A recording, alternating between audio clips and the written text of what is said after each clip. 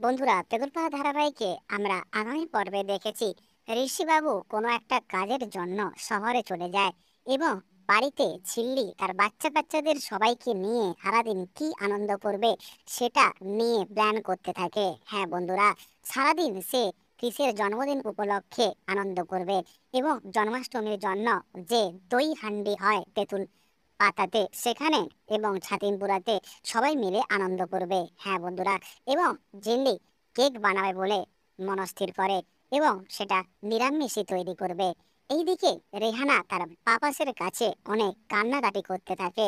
হ্যাঁ বন্ধুরা, সে তার পাপাসকে বলে যে ঋষি তার সঙ্গে খুব দুর্ব্যবহার করেছে, তার সঙ্গে খুব অন্যায় অত্যাচার করেছে।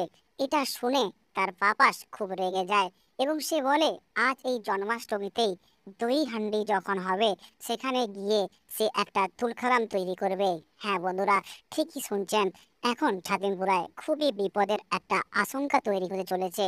রিহানার পাপা তার দলবলকে নিয়ে ওখানে যাবে বলে ঠিক করে নেয়। হ্যাঁ বন্ধুরা, এইদিকে বাড়ির ছাতিমপুরাতে সবাই মিলে জন্মাষ্টমী উপলক্ষে যে যার কাজে ব্যস্ত হয়ে পড়ে। হ্যাঁ বন্ধুরা, কেউ তাল ছাড়ছে, কেউ তরকারির জন্য সবজি কাটে এবং ছোট কাকা রান্না বসিয়ে দেয়।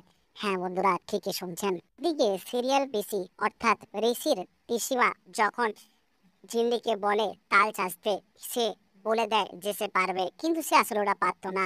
কিন্তু তাকে হাতে ধরিয়ে ঋষির বড় জেঠিমা শিখিয়ে দেয়। হ্যাঁ বন্ধুরা, নিজের মেয়ের মতো করে তাকে পুরোটা ভালোভাবে শিখিয়ে দেয়।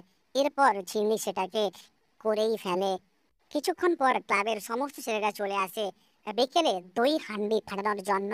যে সমস্ত জিনিসপত্র দরকার তা জোগাড় করতে থাকে এবং তারা ঠিক করে যারা দই হান্ডি পাঠাবে তারা সবাই মিলে একই রঙের ড্রেস পরবে, অর্থাৎ একই টিমের একটি রকমের ড্রেস হবে এবং সেই ড্রেস পরে তারা ওই দই হান্ডি খেলবে।